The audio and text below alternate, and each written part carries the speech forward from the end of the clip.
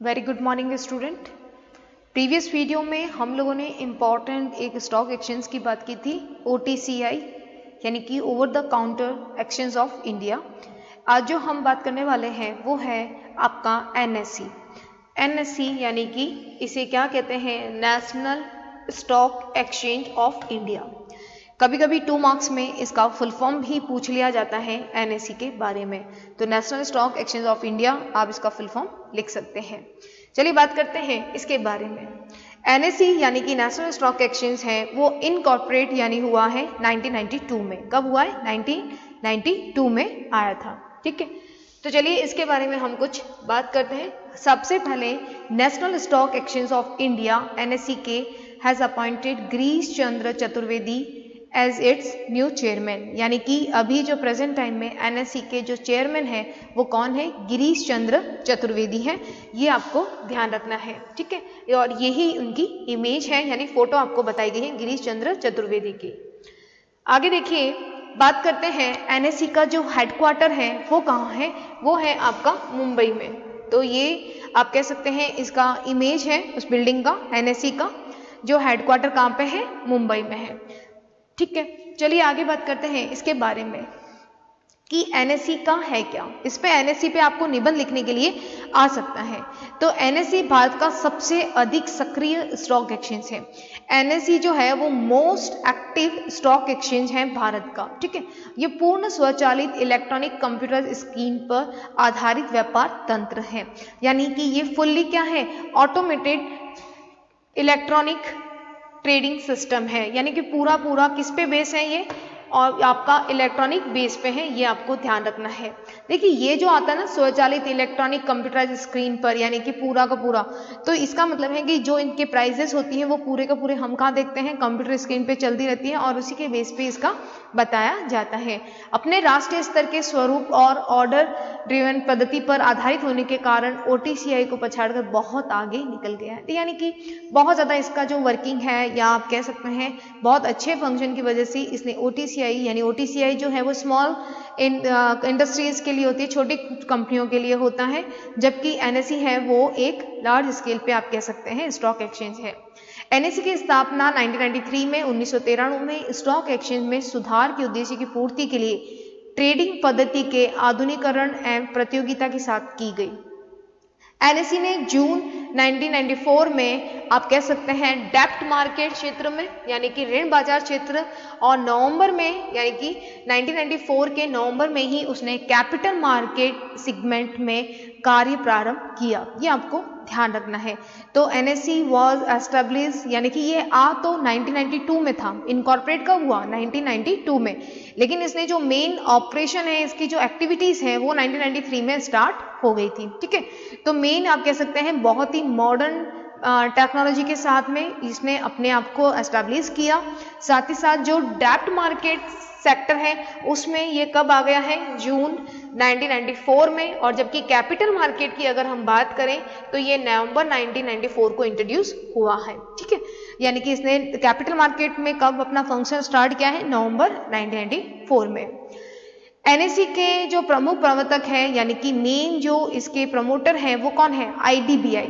ठीक है, industrial development bank of India, जो कि 1964 को एस्टैब्लिश हुई थी ये बैंक। के साथ साथ बहुत अदर प्रमोटर भी हैं जैसे कि LIC life insurance corporation, GIC general insurance corporation, SBI capital market, stock holding corporation, infrastructure leasing and finance services और बहुत सारे कॉमर्शियल बैंक थे। भारत में इससे पूर्व स्थानीय कार्य क्षेत्र वाले स्टॉक एक्सचेंज ही पाए जाते थे, यानी कि सिर्फ और सिर्फ आप रीजनल बेस पे ही स्टॉक एक्सचेंज थे। ठीक है, और इन्होंने क्या किया, जो NSE है वो पूरे भारत में फैले हुए जो पूरे जो मेंबर्स होते हैं उनको एक नेशनल नेटवर्क जो है वो प्रदान करता है, यानी कि बहुत बड़ी अपॉर्चुनिटी है वो NSE प्रोवाइड करता है अपने मेंबर्स को। बहुत पूरे इंडिया में जो है नेशनल नेटवर्क के रूप में आप कह सकते हैं वो NSE अपना काम करता है। तो NSE के लिए आपको कुछ डेट याद रखना है कि NSE जो है वो एस्टैब्लिश कब हुआ है, फिर उसने डेप्ट मार्केट सेगमेंट में कब स्टार्ट किया, साथ ही साथ कैपिटल मार्केट क्षेत्र में कब किया है, और साथ ही साथ इसका मेन प्रमोटर कौन रहा है, IDBI, ठीक है। उसके अलावा भी आप बहुत सारे प्रमोटर्स के नाम लिख सकते हैं और ये एक नेशनल नेटवर्क को बताता है, यानी कि पूरे के पूरे भारत में जितने भी मेंबर्स हैं उनको बहुत ज़्यादा अपॉर्चुनिटी आप कह सकते हैं प्रोवाइड करता है, यानी कि एक अवसर देता है ट्रांजैक्शन करने के लिए। पहले सिर्फ आप कह सकते हैं कि एक छोटे सिस्टम पे होता था पूरा का पूरा काम, यानी कि बहुत ही छोटा, यानी सिस्टम जो था ना वो बहुत छोटा था, लेकिन NSE ने एक बहुत बड़ा नेशनल प्लेटफॉर्म प्रोवाइड किया है। चलिए आगे बात करते हैं, NSE के मेन ऑब्जेक्टिव क्या है, यानी उद्देश्य क्या है। देखिए इसको मैंने आपको बिल्कुल निबंध लिखने के हिसाब से ही सारा रेडी किया है। सबसे पहले आपको बताना है NSE का फुल फॉर्म, फिर आपको प्रेजेंट चेयरमैन, हेडक्वार्टर कहाँ पे है, फिर इंट्रोडक्शन देना है, देन हम बताएंगे ऑब्जेक्टिव कि किस उद्देश्य से NSE को एस्टैब्लिश किया गया, ठीक है। तो NSE की स्थापना प्रमुख रूप से सभी प्रकार की प्रतिभूतियों को, यानी जो भी सिक्योरिटीज हैं उनको समग्र सुविधा एक ही संगठन के अंतर्गत प्रदान करने के उद्देश्य की गई, यानी कि जितनी भी डिफरेंट टाइप की जो सिक्योरिटीज रहती हैं उनको एक ही प्लेटफॉर्म पर प्रोवाइड करना NSE का सबसे मेन ऑब्जेक्ट है, ये आपको ध्यान रखना है। फर्स्ट ऑब्जेक्टिव अगर हम बात करें, अंश, ऋण एवं मिश्रित सभी प्रकार की प्रतिभूतियों को एक ही राष्ट्रीय स्तर का बाजार उपलब्ध कराना। देखिए, to provide a national level market for all types of securities just like equity, डेब्ट एंड मिक्स्ड सिक्योरिटीज, यानी एक ही, अभी इसने बताया कि ये क्या है, एक नेशनल नेटवर्क है, ठीक है। मतलब एक ही जगह पे आप देख रहे हो, सारा ऑन स्क्रीन पे आप सभी शेयर परचेज, सेल और आराम से कर सकते हैं, ठीक है। राष्ट्रीय स्तर का है ये बाजार, जो कि डिफरेंट टाइप की सिक्योरिटीज क्या करता है, प्रोवाइड करता है। सेकंड है, देश भर के निवेशकों को नेटवर्क के माध्यम से राष्ट्रीय प्रतिभूति बाजार उपलब्ध कराना, to facilitate settlement by book entry with minimum transaction to make, second point क्या है, to available the national security market through a network to the investor across the country, यानी कि जितने भी इन्वेस्टर हैं, देश भर के जो भी इन्वेस्टर हैं, उनको एक नेटवर्क प्रोवाइड करना जिससे वो सारी की सारी नेशनल सिक्योरिटी मार्केट है वो उनको मिल सके, यानी नेशनल सिक्योरिटी मार्केट की तरह एक पूरे के पूरे एक मार्केट प्रोवाइड करना, ताकि जो भी इन्वेस्टर हैं वो आसानी से अपना इन्वेस्टमेंट कर पाए, ठीक है। तीसरा इसका मेन ऑब्जेक्टिव है, न्यूनतम सौदे अवधि के साथ बुक एंट्री द्वारा सेटलमेंट की सुविधा प्रदान करना, to facilitate settlement by book entry with minimum transaction period, बहुत कम अवधि में, यानी कि बहुत कम पीरियड में ये आपको सेटलमेंट की फैसिलिटी प्रोवाइड करता है। फोर्थ इंपॉर्टेंट ऑब्जेक्टिव है, इलेक्ट्रॉनिक ट्रेडिंग पद्धति द्वारा निवेशकों को पारदर्शी, कार्यक्षम और ईमानदार बाजार प्रदान करना। देखिए मेन क्या होता है, टू प्रोवाइड ट्रांसपेरेंट, हम जो भी इन्वेस्टर होता है वो ये चाहता जरूर है कि सारा का सारा जो फंक्शन है वो ट्रांसपेरेंसी से किया जाए, बहुत पारदर्शिता से किया जाए, और साथ ही साथ आप कह सकते हैं इफेक्टिव हो, ठीक है, एफिशिएंट है, हॉनेस्ट मार्केट होना चाहिए इन्वेस्टर के लिए। और क्यों होता है, क्योंकि because is the electronic trading method, ये सारा का सारा किस पे होता है, इलेक्ट्रॉनिक ट्रेडिंग मेथड के कारण से आप कह सकते हैं निवेशकों को एक ट्रांसपेरेंट, एक हॉनेस्ट मार्केट मिलता है, क्योंकि सारा का सारा ऑनलाइन होता है। तो ऑनलाइन होने पर आप देख सकते हैं कि जो ह्यूमन होता है उनकी जो इंटरफेरेंस होती है वो बहुत कम होती है, यानी कि सारा इलेक्ट्रॉनिक होता है, कोई भी ऐसा कह सकते हैं कि फिजिकल नहीं होगा, ये सारे के सारे इलेक्ट्रॉनिक होने की वजह से यहाँ पे सारा का सारा काम है वो ट्रांसपेरेंसी से किया जाता है, ठीक है। नेक्स्ट क्या कह रहा है, जो अंतर्राष्ट्रीय प्रतिभूति बाजार में प्रचलित नवीन मानदंडों को NSE में लागू करना, यानी कि जो मेन है कि जो इम्प्लीमेंट करना, जो भी नॉर्म्स होते हैं इंटरनेशनल सिक्योरिटीज मार्केट के, वो NSE अपने आप में लागू करता है। जो इंटरनेशनल सिक्योरिटीज मार्केट है उसमें जो भी नए नए आप कह सकते हैं स्टैंडर्ड आते हैं, नए नए जो नॉर्म्स आते हैं, उनको NSE में लागू किया जाता है, ठीक है। तो ये इंपॉर्टेंट ऑब्जेक्टिव है, 5 इंपॉर्टेंट ऑब्जेक्टिव मैंने आपको बताए हैं, ठीक है। नेक्स्ट बात करते हैं NSE का कार्यकारी संगठन ढांचा। देखिए NSE में जो NSE है उनको 2 पार्ट में डिवाइड किया है, जिसके पृथक पृथक सदस्य आवश्यक होते हैं। एक होता है आपका होलसेल डेब्ट मार्केट, यानी हम कह सकते हैं जो स्ट्रक्चर है वो कितने पार्ट में है, 2 में। एक आपका आ रहा है होलसेल और दूसरा आ जाएगा आपका कैपिटल मार्केट, ठीक है। तो ये आपको ध्यान रखना है। आप चाहें तो इस तरह से आप बना सकते हैं इसका स्ट्रक्चर एनएसई का, कि एक होलसेल डेप्ट मार्केट होता है जिसे हम शॉर्ट में कहते हैं WDM, और एक कौन सा होता है, कैपिटल मार्केट, ठीक है। तो इस मार्केट में क्या होता है, इस बाजार के अंतर्गत संस्था, निगमित संगठन, संस्था, निवेशक, उच्च मूल्य वाली सिक्योरिटीज होती हैं वो इसमें आती हैं। जैसे फॉर एग्जांपल गवर्नमेंट सिक्योरिटी, जिसे हम गिल्ड एडेड सिक्योरिटीज भी कहते हैं, यानी चमकती हुई प्रतिभूतियां। गवर्नमेंट सिक्योरिटीज में रिस्क कम होती है, जोखिम बहुत कम होती है, इसीलिए इसको गिल्ड एडेड सिक्योरिटीज बोला जाता है। इसमें ट्रेजरी बिल है, PSU यानी जो पब्लिक यूनिट्स होते हैं उनके बॉन्ड्स आते हैं, CDS आता है, सर्टिफिकेट ऑफ डिपॉजिट, ठीक है, CP आता है, commercial paper, mutual fund unit व्यवहार इसमें किया जाता है। ये बाजार मेगा, एक बहुत बड़ा बाजार होता है जहाँ पे mega deals, mega player, mega investor पाए जाते हैं, ये आपको ध्यान रखना है। यानी कि इसमें फिक्स्ड जो अमाउंट रिसीव्ड होती है वो मेन इसमें पाई जाती है। होलसेल डेप्ट मार्केट में जो आप कह सकते हैं पैसा आएगा ही आएगा, ऐसी सिक्योरिटीज होती है। यानी मनी मार्केट में आपने देखा होगा कि मनी मार्केट यानी कि मुद्रा बाजार में हमने देखा था कि कौन कौन सी सिक्योरिटीज आती हैं जो 1 ईयर में मैच्योर हो जाती हैं, 1 साल वाली। तो 1 साल वाली आप देखते हैं यहाँ पे मोस्ट ऑफ सिक्योरिटीज के नाम यहाँ मिल रहे हैं, ट्रेजरी बिल वगैरह, CDS और CPS वगैरह, ये सारी, ठीक है। तो ये इसके एग्जाम्पल आप लिख सकते हैं। नेक्स्ट हम बात करते हैं कि और क्या मार्केट बताए हैं आपको मैंने, कैपिटल मार्केट सेगमेंट यानी पूंजी बाजार क्षेत्र। मैंने आपको अभी बताया था कि स्ट्रक्चर को कितने पार्ट में डिवाइड करेंगे, 2 पार्ट में, एक होलसेल यानी कि जो होलसेल मार्केट होगा डेप्ट मार्केट वो, और दूसरा कौन सा होगा, कैपिटल। तो इस बाजार में आप देखते हैं शेयर्स होते हैं, ठीक है। इस बाजार में क्या आएगा, शेयर आता है, रिटेल लोन आ सकते हैं, नॉन कन्वर्टेबल डिबेंचर आ सकते हैं, हाइब्रिड सिक्योरिटीज इसमें आएगी। तो ये इसके एग्जाम्पल आपको लिखना है। उसमें आपने देखा ट्रेजरी बिल था, ठीक है, वो CDS था, सर्टिफिकेट ऑफ डिपॉजिट, CPS था। यहाँ पे हम लिखेंगे शेयर है, रिटेल लोन है, ठीक है, अनकन्वर्टेबल डिबेंचर है और हाइब्रिड सिक्योरिटीज है, इसमें जो है उसका ट्रांजैक्शन किया जाता है। ये एग्जांपल लिख सकते हो कैपिटल मार्केट में, ठीक है। मध्यस्थों के मध्य पेशेवर मानदंड प्रभावी करने के लिए इनके चयन स्वीकृति की बड़ी जटिल प्रक्रिया अपनाई जाती है। यानी कि यहाँ पे जो मीडिएटर्स होते हैं उनको प्रोफेशनल, यानी कि उनको प्रोफेशनल जो ये काम करते हैं उनके लिए उनका सिलेक्शन करना, उनके लिए बहुत ही एक टफ प्रोसेस होती है, वो इसमें ली जाती है, ठीक है। इफेक्टिव प्रोफेशनल स्टैंडर्ड आप कह सकते हैं, ठीक है। और बहुत ही कॉम्प्लिकेटेड प्रोसेस इसमें होती है सिलेक्शन और अप्रूवल के लिए, ठीक है, जिसमें पूंजी पर्याप्तता, पिछला ट्रैक रिकॉर्ड, शिक्षा, अनुभव संबंधी प्रभाव लागू किए जाते हैं। जब भी सिलेक्शन होता है तो उसमें आप देखते हैं एजुकेशन देखते हैं, एक्सपीरियंस देखते हैं, पास्ट ट्रैक रिकॉर्ड देखते हैं, कैपिटल एडिक्वेंसी देखते हैं, यानी कि ये उनको सिलेक्शन करने के लिए ये सारी की सारी चीजें इसमें देखी जाती हैं। तो ये आपको ध्यान रखना है।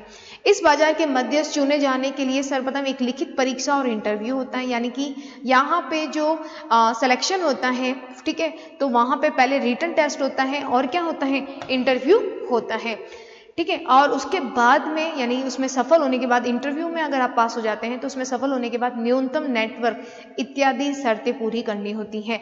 यानी कि आफ्टर सक्सेसफुल अगर आप उसमें हो जाते हो, ठीक है, in that the minimum network etcetera have to be fulfilled. यानी कि मेन आपको देखते हैं पहले रिटन इंटरव्यू और उसके बाद में नेटवर्क के उसके अकॉर्डिंग ये सारी कंडीशंस पूरी की जाती हैं।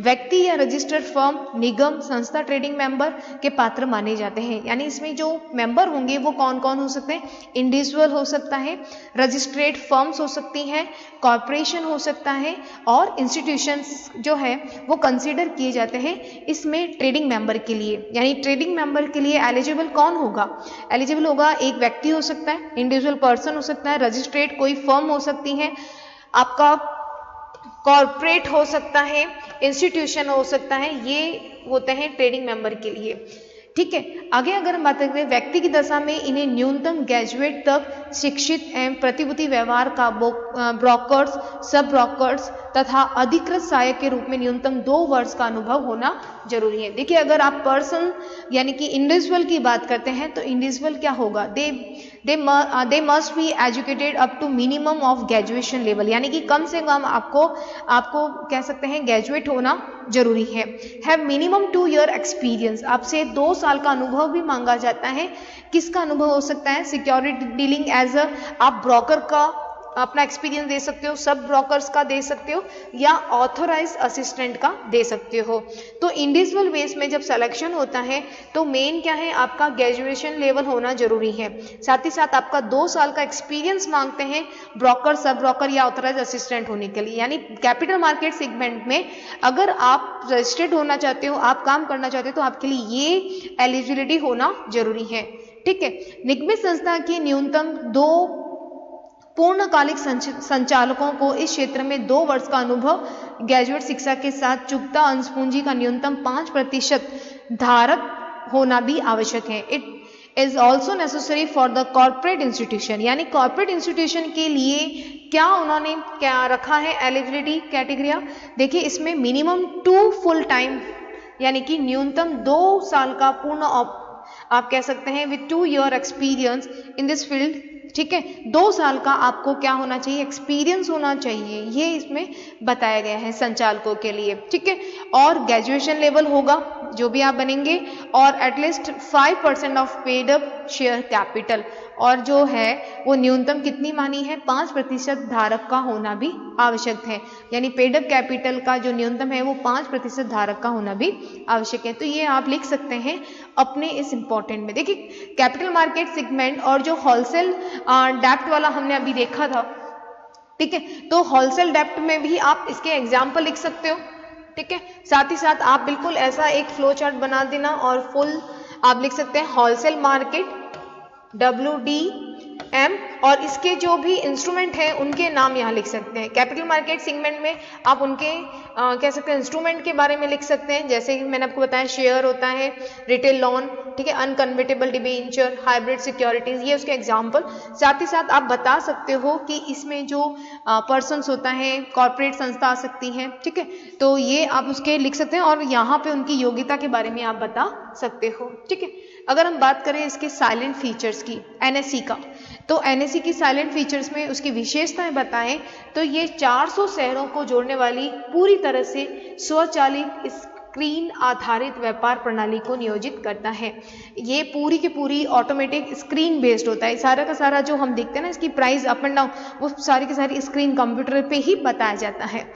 इसमें 3, देखिए मैंने अभी आपको 3 बताया, यहाँ पे अभी मैंने आपको 2 तो बताए थे इंपॉर्टेंट, कि 2 होते हैं, एक कैपिटल मार्केट, एक होता है होलसेल।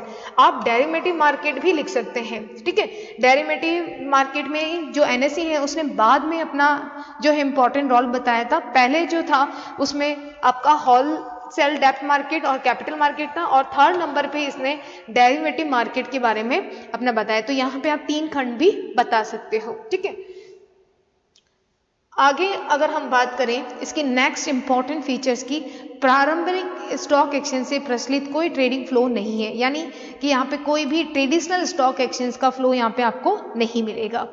ठीक है, ये 1777 सैटेलाइट डिश और 3000 कंप्यूटर टर्मिनलों के माध्यम से अपने कार्यालय में तैनात और अपने कंप्यूटर टर्मिनलों का उपयोग करने वाले सभी प्रतियोगिता के साथ संचालित होता है। इट्स अ मेन, ये अपना जो ऑपरेशन है वो, यानी कि अपना सारा फंक्शन कैसे ऑपरेट करता है, तो देखिए 1777 सैटेलाइट डिश और आपके 3000 कंप्यूटर टर्मिनल्स का यूज किया जाता है अपने वर्किंग पूरा करने के लिए, है ना।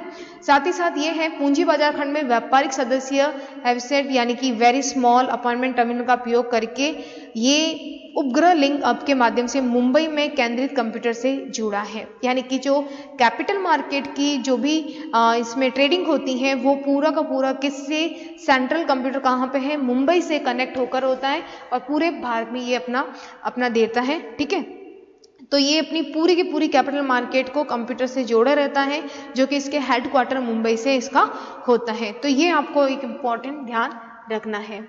नेक्स्ट है, इसमें एक आदेश संचालित प्रणाली का विकल्प चुना है। यह प्रणाली व्यापारिक सदस्यों को अत्यधिक लचीला प्रदान करती है। यानी कि ये देखिए यहाँ पे एक आदेश संचालित प्रणाली, यानी कि आपको ऑप्शन देता है, इसीलिए इसमें फ्लेक्सिबिलिटी बनी रहती है। ट्रेडिंग मेंबर्स में क्या होती है, अत्यधिक लचीलापन प्रदान करती है। आप जब भी चाहे आपको प्लेटफॉर्म मिलता है, आप कभी भी बाय एंड सेल कर सकते हैं, ठीक है, और कहीं पर भी बैठ के, ये एक फ्लेक्सिबिलिटी यहाँ मिलती है बिकॉज ये पूरा का पूरा क्या है, कंप्यूटराइज्ड होता है। जब कोई व्यापार होता है तो एक व्यापार पुष्टिकरण पर्ची मुद्रित की जाती है ट्रेडिंग सदस्य के कार्य केंद्र पर। इसमें मूल्य, मात्रा, पार्टी की कोड संख्या आदि शामिल होता है। देखिए यहाँ पे जब भी ट्रेडिंग होती है, जब भी कोई व्यापार होता है तो वहाँ पे कंफर्मेशन के लिए एक स्लिप प्रोवाइड की जाती है और उसमें ये सारे के सारे आपको कह सकते हैं जानकारी दी जाती है प्राइस के बारे में, क्वांटिटीज के बारे में, कोड नंबर पार्टीज के, ये सारे आपको एक स्लिप है वो प्रोवाइड की जाती है, ठीक है। साथ ही साथ व्यापारिक सदस्य की पहचान दूसरे के सामने प्रकट नहीं की जाती है और एनएसई में बड़ा ऑर्डर दिया जा सकता है, यानी कि the identify of the trading member is not relevant, यानी कि जो आइडेंटिफाई है वो दूसरे के सामने, ठीक है, other that large order can be placed in a NSE. देखिए आइडेंटिफाई है वो हमारी रखी जाती है, मतलब बताई नहीं जाती किसी और को, ताकि हमें एनएसई में बड़े ऑर्डर यानी बहुत बड़े ट्रांजेक्शन्स आराम से हो सके, क्योंकि बहुत ज़्यादा ट्रांसपेरेंसी इसमें रहती है। आपकी आइडेंटिफाई जो ट्रेडिंग करने वाले मेंबर होते हैं उनकी भी छुपाई जाती है ताकि कोई फ्रॉड नहीं हो यहाँ पे, ठीक है। तो व्यापारिक सदस्य की पहचान दूसरों के सामने क्यों नहीं प्रकट, ताकि कोई फ्रॉड नहीं हो, ठीक है, कोई ऐसा इनलीगल फंक्शंस नहीं हो, इसीलिए एनएसई में बहुत ही ट्रांसपेरेंसी से काम होता है।